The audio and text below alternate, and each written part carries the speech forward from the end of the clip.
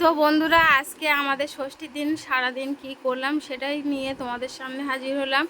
পুরো ভিডিওটা দেখো তোমরা, আশা করছি খুব ভালো লাগবে। তো প্রথমে নারকেলটা কুড়িয়ে নেওয়া হচ্ছে, আর এদিক থেকে বাজার চলে এসছে। বাজার থেকে কি নিয়ে এসছে সেটাই ঢালছি ব্যাগ থেকে, দেখো। আর কালকে আনা ছিল চিংড়ি মাছ, সেটাও কাটা ছিল। বাগদা চিংড়ি, ওটা মালাইকারি হবে। আর এটা পার্শে মাছ, চিংড়ি মাছ আর মটন আর মাছের মাথা দিয়ে ডাল হবে, সেই জন্য মুড়িঘণ্ট। আর এদিকে পুঁইশাক চচ্চড়ির জন্য আমি পুঁইশাকটা কেটে নিচ্ছি, আর সাথে এদিকে ডালটাও বসানো হয়ে গেছে, প্রেসারে সিটি দিয়ে নিচ্ছি তাড়াতাড়ি করার জন্য।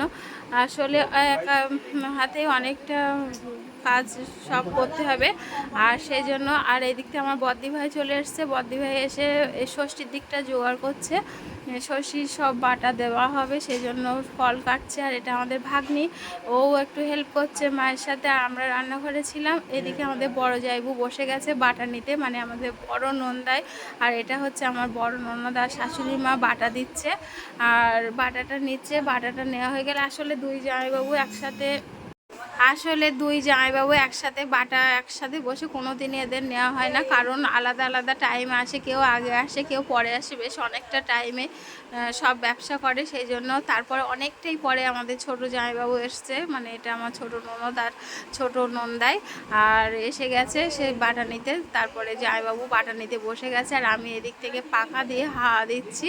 তো বাটা নিতে বসিয়ে দিয়েছি, আর খুব প্রচণ্ড তো গরম, সেই জন্য হাওয়াটা দিতেই হচ্ছে। আর আমার শাশুড়ি মা কিন্তু রেডি হয়ে বসেছিল কখন আসবে, ছোটো জামাইবাবুর অপেক্ষায়। বেশ দুটোর পরেই জামাইবাবু এসছে, বেলাটাও অনেকটা হয়ে গিয়েছিল। তো আসার পরে তারপরে বাটাটা নেওয়ার পরে চিড়ে টিড়ে তখন খেতে পারিনি।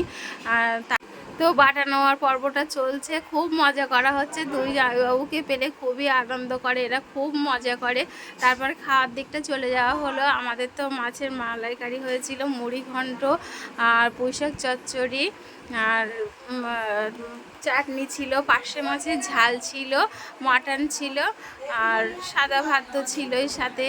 আসলে ষষ্ঠীর দিন চিড়ে খই খেয়ে তো তেমন একটা খেতে পারে না, তো আজকের মেনুটা তো এই ছিল। তারপরে সবাইকে আমি ভাত দিচ্ছি টেবিলে, শ্বশুরমশাই, আমার ছেলে, দাদু সবাই খাচ্ছে। আর এই জামাইবাবুরা সব লম্বা মেঝেতে বসিয়ে দেওয়া হয়েছে, একসাথে বললো আমরা নিচে বসেই খাবো।